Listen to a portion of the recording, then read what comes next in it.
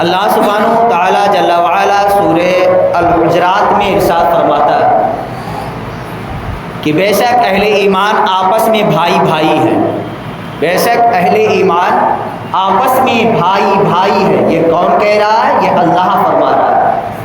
جس نے ہمیں پیدا کیا ہے، آپ کو پیدا کیا ہے، اعلیٰ لوگوں کو بھی پیدا کیا، ادنا کو بھی پیدا کیا، عربیوں کو پیدا کیا، اجمیوں کو پیدا کیا. جس نے گوروں کو بھی بنایا، کالوں کو بنایا، سرخ والوں کو بھی بنایا. جس نے سب کو بنایا، یہ وہ کہہ رہا ہے، یہ اس کا ارشاد ہے کہ انما المؤمنون اخوۃ. بس تمام مومن، بے شک تمام مومن آپس میں بھائی بھائی ہیں. اور رب فرماتا ہے تو تم صلح کرا دیا کرو. یعنی ایک مسلمان بھائی دوسرے مسلمان بھائی سے صلح کرا دیا کرے، صلح کرا دیا کرے. لڑائی نہ لگوائے بلکہ صلح کروائے. اور یہ صلح کروانا کیا ہے؟ مومن کی پہچان ہے. آدمی اپنے کام سے پہچانا جاتا ہے. مثلا میں یہاں پہ کھڑا ہوں اور آپ کے سامنے قرآن اور حدیث پڑھ کے سناتا ہوں تو میری پہچان عالم سے ہے. میں مصلی پہ کھڑے ہو کر آپ کی نمازوں میں امامت کرتا ہوں، میری پہچان امام سے ہے. اسی طرح سے اشتیاق چچا آرا مشین لگائے ہیں، لکڑی کا کاروبار کرتے، ان کی پہچان آرا مشین والے سے ہے. اسی طرح سے الگ ترتیب آپ چیزوں کو قیاس کر سکتے ہیں. کوئی کپڑے کا کاروباری ہوتا ہے، اس کی پہچان بجاج سے ہوتی ہے. کوئی موٹر مکینک ہوتا ہے تو اس کی اپنی ایک پہچان ہوتی ہے. اللہ تعالیٰ نے فرمایا آپس میں تم مسلمانوں کے درمیان میں صلح کروا دیا کرو. اور یہ صلح کروانا یہ مومن کی علامت ہے، مومن ہونے کی پہچان ہے، مسلمان ہونے کی پہچان ہے. یہیں سے ایک نقطہ سمجھ میں آیا، جو مسلمانوں کے بیچ میں صلح کروا دے وہ مومن ہے، اور جو مسلمانوں کے بیچ میں لڑائی لگوائے وہ کون ہے؟ اگلا جملہ آپ بولے. جو مسلمانوں کے مابین میں صلح کروائے، جو مسلمانوں کے تفرقے کو ختم کروا کر کے بات کو بنوا دے، اس کی پہچان مسلمان سے، اس کا تعارف مسلمان سے، اس کی علامت مسلمان بن رہی ہے. اور جو مسلمان بھائیوں کے بیچ میں کھائی کھود دے، مسلمان بھائیوں کے بیچ میں لڑائیاں لگوائے، غیبت کر کے، چغلخوری کر کے، حسد اور بغض کینہ کو پیدا کر دے، پھر بھائی جدا ہو جائیں.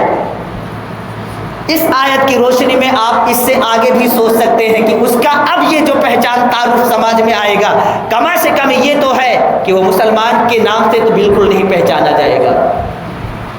یہ آیت بتا رہی ہے کہ مسلمان آپس میں بھائی ہیں، اور وہ آپس میں بھائیوں کا صلح کرواتے ہیں. ان کا سیوا کیا ہے؟ صلح کروانا. ان کا کام کیا ہے؟ صلح کروانا. آگے بڑھیں. اللہ فرماتا ہے وَاتَّقُوا اللَّهَ لَعَلَّكُمْ تُرْحَمُونَ. صلح بھی کرواتے ہیں، ساتھ ڈرتے رہتے ہیں. ساتھ ڈرتے ہیں کس چیز سے ڈرتے ہیں؟ کس بات سے ڈرتے ہیں؟ وہ ڈرتے رہتے ہیں تاکہ اللہ ان سے راضی ہو جائے. وہ ڈرتے رہتے ہیں، وہ لرزتے رہتے ہیں اللہ تعالیٰ تاکہ انہیں تقوی عطا فرمائے. اور پھر رب فرماتا ہے لعلکم ترحمون، شاید کہ تم پر رحم کیا جائے. اس امید سے کہ شاید تم پر رحم کیا جائے.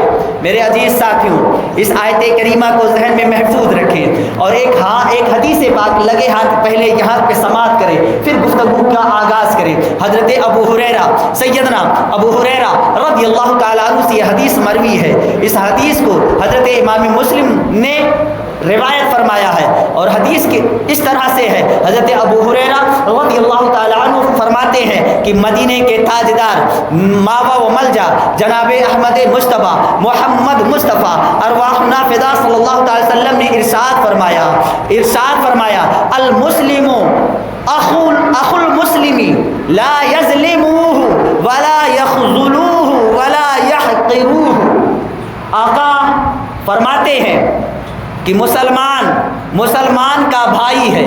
قرآن سنا آپ نے، حدیث سنے. نبی دو جہاں فرماتے ہیں کہ مسلمان کا بھائی ہے. اچھا بھائی ہے تو کیا؟ پھر آقا فرماتے ہیں جب بھائی ہے نہ اس پر ظلم کرتا ہے اور نہ اسے ذلیل کرتا ہے اور نہ اسے حقیر جانتا ہے. کیا 3 چیزیں بتائی نبی نے، 3 باتیں بتائی. ایک تو یہ کہ مسلمان کا بھائی ہے. اور جب قرآن کی یہ آیت اور حدیث کی اس روشنی میں اس حوالے سے کئی ساری حدیثیں آپ کو ملیں گی، لیکن میں نے آپ کے سامنے جو پیش کی کہ آقا نے فرمایا المسلم اخو المسلمی، کہ مسلمان کا بھائی ہے. تو جب بھائی قرآن اور حدیث کی روشنی میں ہوئے تو اب آقا تعلیم فرماتے ہیں، نبی فرماتے ہیں کہ نہ اس پر ظلم کرتا ہے، یعنی بھائی اپنے بھائی پر ظلم نہیں کرتا، اور نہ اسے ذلیل کرتا ہے، اسے رسوا نہیں کرتا. اور تیسری پہچان نبی نے بتائی، تیسری بات بتائی، اور نہ اسے حقیر سمجھتا ہے. حقیر آپ جانتے نا، کم تر، سماج میں جس کی کوئی اہمیت نہ ہو، جسے کوئی رتبہ ہی نہ دیں آپ، نہ اسے حقیر سمجھتا ہے. ان 3 چیزوں کو ذہن میں رکھیں. نہ اسے حقیر سمجھتا ہے. تقویٰ اس جگہ ہے، تقویٰ اس جگہ ہے، تقویٰ اس جگہ ہے. نبی نے 3 باتیں بتائی نا، نہ اسے حقیر سمجھتا ہے، نہ اسے ذلیل سمجھتا ہے، اور نہ اسے اس پر ظلم کرتا ہے. 3 باتیں بتائیں اور 3 ہی دفعہ آقا نے فرمایا تقویٰ اسی جگہ ہے. یعنی ظلم نہیں کرو گے تو تقویٰ ہے، حقیر نہیں سمجھو گے تو تقویٰ ہے، کمتر نہیں سمجھو گے تو تقویٰ ہے، ذلیل نہیں کرو گے تو تقویٰ ہے. آپ نے ذلیل کیا تو تقویٰ نہیں ہے، آپ نے کمتر سمجھا تو تقویٰ نہیں ہے، آپ نے ظلم کیا تو تقویٰ نہیں ہے. اور جہاں تقویٰ نہیں ہے وہاں رب کی رحمت نہیں ہے، وہاں رب کی بخشش نہیں ہے. میں یہ عرض کرنا چاہوں گا، نبی نے فرمایا کہ تقویٰ اسی جگہ ہے، تقویٰ اسی جگہ ہے، تقویٰ اسی جگہ ہے. پھر آقا نے اپنے سینے مقدسہ کی طرف اشارہ فرمایا. حضور نے اپنے سینے صدر مبارک کی طرف اشارہ فرمایا اور فرمایا آدمی کے بدترین ہونے کے لیے یہی کافی ہے کہ وہ مسلمان بھائی کو حقیر جانے. مسلمان بھائی کو کیا ہونے کے لیے کافی ہے؟ بدترین ہونے کے لیے بس اتنا ہی کافی ہے کہ وہ مسلمان بھائی کو حقیر جانے. ہر مسلمان کا خون، عزت اور مال دوسرے مسلمان پر حرام ہے. یاد رکھیں، قیامت تک جتنی چیزیں ہمارے لیے حلال ہو سکتی تھی اللہ کے نبی نے حلال فرما دی ہے، اور جو چیزیں حرام ہونے والی تھی اللہ کے نبی نے تمام چیزوں کو حرام فرما دیا. حد بندی ہو گئی ہے، حد ایک کھینچ دیا گیا. نبی آتے ہی اسی لیے ہے تاکہ بندوں کو حرام چیزوں سے روک کر کے اللہ کی طرف رجوع کرا دے.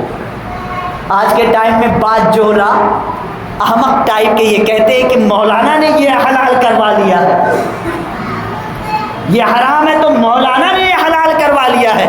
بے وقوفوں، قرآن پڑھو، حدیث پڑھو، دینیات کی کتابیں پڑھو. اگرچہ دنیا میں تم نے بڑا منصب حاصل کر لیا ہے، یہ دنیا کا منصب بچانے والا نہیں ہے تمہیں. یہ دنیا کا جاہ و جلال نہ تمہیں قبر میں بچائے گا، نہ یہ دنیا کا رتبہ نہ تمہیں حشر میں بچائے گا. اگر تمہیں کچھ بچائے گا تو دین کا علوم بچائے گا، اور علم ہوگا تو دین پہ عمل بھی ہوگا، اور عمل ہوگا تو تقویٰ بھی آئے گا. دین علم ہوگا تو اللہ و رسول کی معرفت بھی ہوگی، اور خوف بھی آئے گا، اور شرم بھی پیدا ہوگی. یہ تمام چیزیں علم سے پیدا ہوتی ہیں.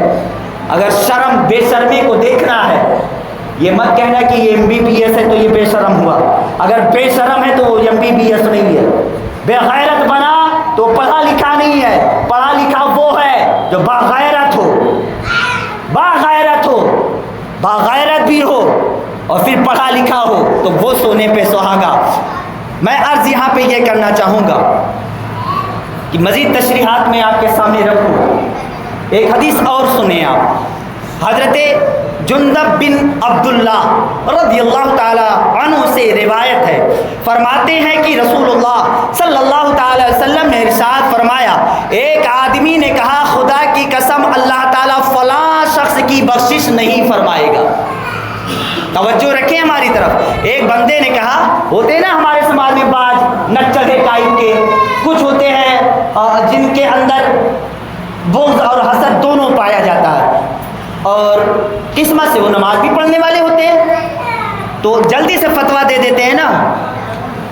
کیا فتویٰ دیتے ہیں؟ کہ اللہ اس کی بخشش نہیں فرمائے گا۔ توجہ رکھیں ہماری طرف کہ اللہ اس کی بخشش نہیں فرمائے گا۔ تو سنیں، حضور نے فرمایا کہ ایک آدمی نے کہا خدا کی قسم اللہ تعالیٰ فلاں شخص کی بخشش نہیں فرمائے گا۔ اللہ عز و جل نے فرمایا، کون ہے جو میرے بارے میں قسم اٹھاتا ہے کہ میں فلاں کی بخشش نہیں فرماؤں گا؟ کون ہے جو میرے بارے میں قسم اٹھاتا ہے کہ میں فلاں کی بخشش نہیں کروں گا؟ تو سنو، جا میں نے فلاں کی بخشش کی، جا میں نے فلاں کی جسے تو کہتا ہے اللہ اس کی بخشش نہیں کرے گا، تو جا میں نے اس کی بخشش فرما دی اور تیرے اعمال کو ضائع کر دیا، اور تیرے اعمال کو ضائع کر دیا کہ تو نے اسے اور اس کے اعمال کو حقیر سمجھا اور خود کو اس سے بہتر خیال کیا، خود کو اس سے بہتر خیال کیا۔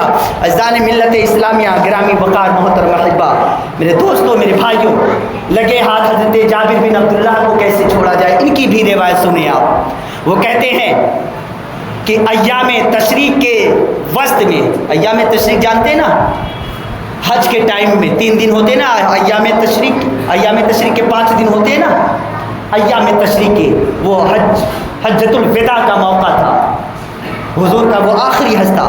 اسی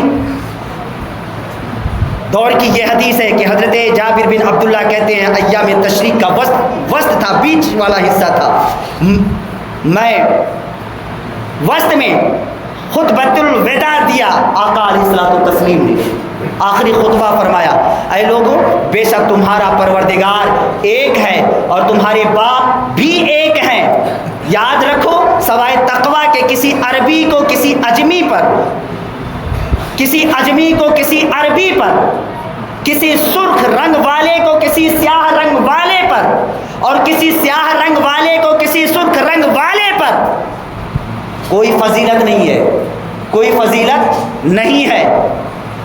انما اکرمکم عند اللہ اتقاکم، بے شک تم میں اللہ کے نزدیک زیادہ عزت والا وہ ہے جو تم میں زیادہ تقوی والا ہے، تم میں زیادہ تقوی والا ہے۔ کیا میں نے تم تک اللہ کے احکام نہ پہنچا دیے؟ صحابہ اکرام نے عرض کیا، یا رسول اللہ کیوں نہیں؟ یقیناً پہنچا دیے۔ ارشاد فرمایا، تو حاضرین کو چاہیے کہ وہ غیر حاضر لوگوں تک یہ بات پہنچا دے۔ یہ حدیث تقریباً آپ نے اکثر سنا ہوگا، آج میں نے اس لیے یہ عنوان لیا اور یہ ان حدیثوں کو ذکر کیا چونکہ آج ضرورت ہے، وقت ہوا کہ بات کو ختم کریں، لیکن یہ موقع کے چند جملے ہیں، میں آپ کے گوشے گزار کر دوں۔ آج ہمارے یہاں آس پاس میں کچھ گفتگو چل رہی ہے، باتیں چل رہی ہیں، ملزم امام ہے، سب ایک طرف ہے، آپ تنہا رہو گے، آپ اکیلے رہو گے۔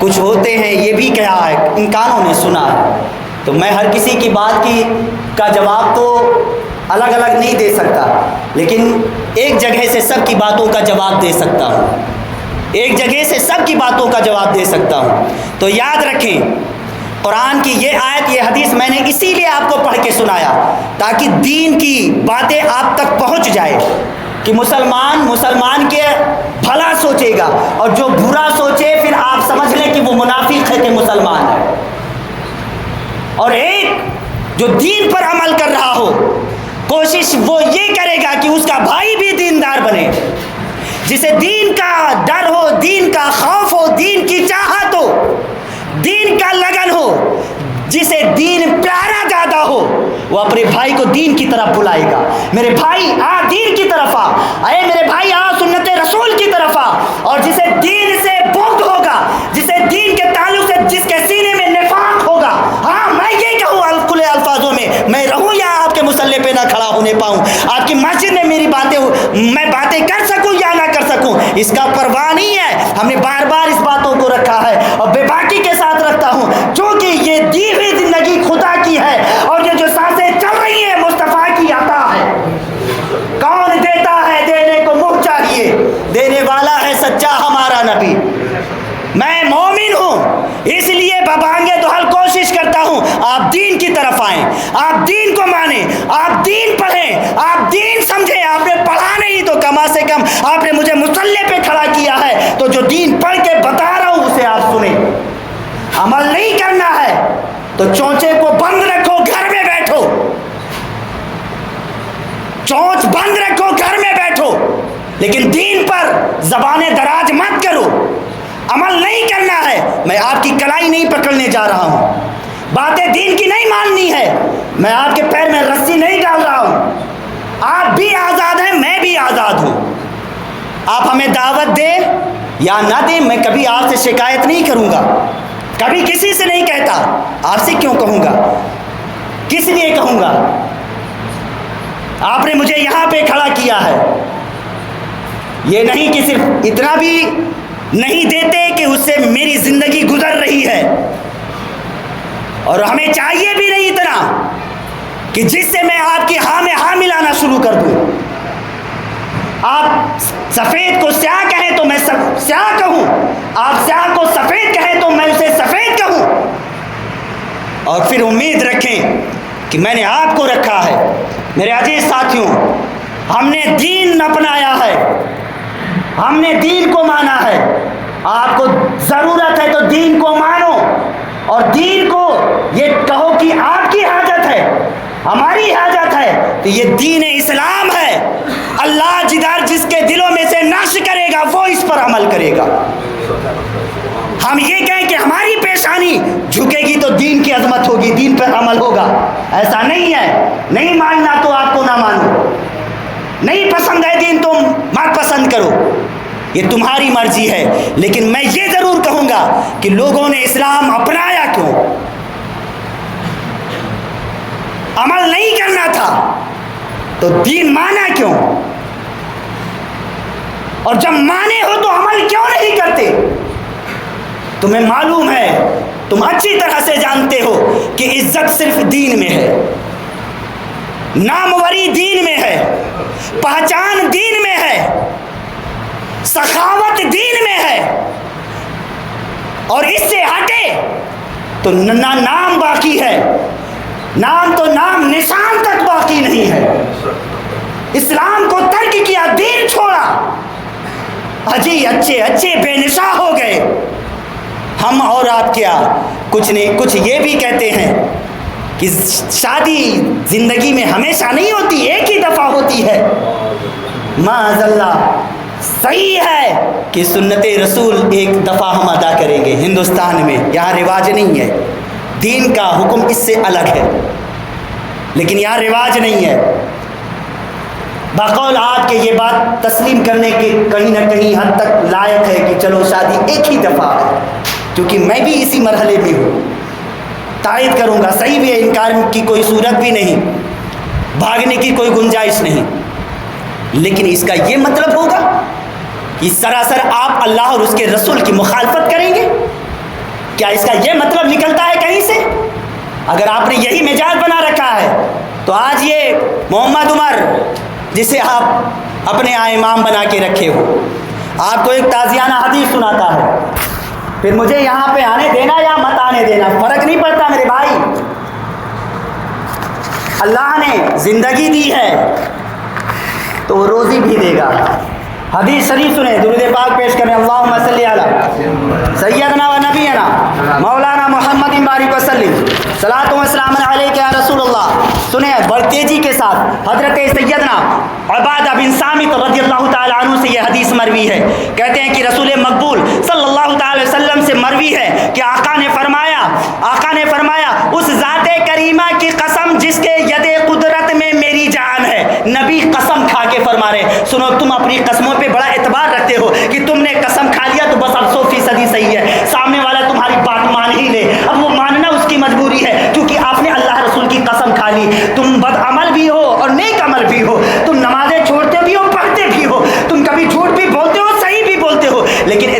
معیار میں معیار پر آپ کھڑے نہیں ہو، لیکن اللہ کا نبی سچا ہے قول محمد قول خدا، فرمان نہ بدلا جائے گا، بدلے گا زمانہ لاکھ مگر قرآن نہ بدلا جائے گا۔ اور اعلیٰ حضرت کی زبان سے اگر جاننا چاہیں کہ نبی کیسے ہیں تو سنیں، وہ دہن جس کی ہر بات وحی خدا، وہ دہن جس کی ہر بات وحی خدا، چشمہ علم و حکمت پہ لاکھوں سلام، میرا ماہی میرا پیغمبر میرا نبی فرماتا ہے، سنو اللہ کے ذات کی قسم جس کی ید قدرت میں میری جان ہے، میری جان ہے، میری امت میں کچھ لوگ بلکہ موجودہ دور میں میری امت میں کچھ لوگ بلکہ موجودہ دور میں اکثر لوگ تکبر، غرور، ناشکر گزاری، کھیل کود، بیکار کاموں میں ضرور مبتلا ہوں گے، یہاں تک کہ بندروں خنزیروں کی طرح لالچی، بے غیرت اور بے شرم ہوں گے۔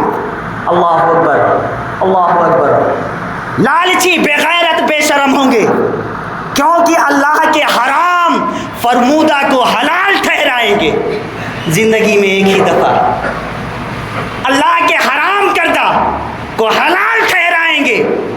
گانے، پھر سے جملہ سن لینا، گانے، ایک بار اور ریپیٹ کرتا ہوں، گانے بجانے، لونڈیوں رنڈیوں کو گھروں میں رکھیں گے، شراب نوشی کریں گے، سود کھائیں گے، ریشمی لباس پہنیں گے۔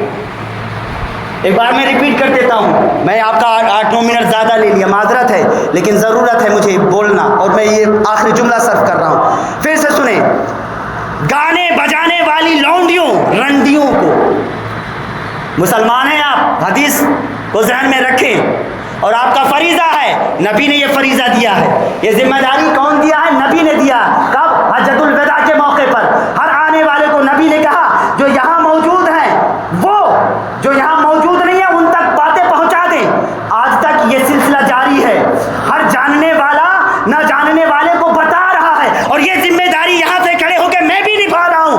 آپ کو علم نہیں تو آپ سن لیں کہ گانے بجانے والی لونڈیوں رونڈیوں کو گھروں میں رکھیں گے، نہیں رکھ رہے ہیں آپ، گواہ ہوں گے اس جملے پر میرے، رنڈیوں کو گھروں میں رکھیں گے، شراب نوشی کریں گے، نہیں پی رہے ہیں آپ اچھی طرح سے جانتے ہو، پھر سود کھائیں گے، کیا سود نہیں کھایا جا رہا ہے؟ آپ کو اچھی طرح سے علم ہے، اچھی طرح سے آپ جانتے ہیں، سود کھائیں گے اور ریشمی لباس بھی پہنیں گے، حالانکہ یہ سب چیزیں حرام فرما دی گئی ہیں۔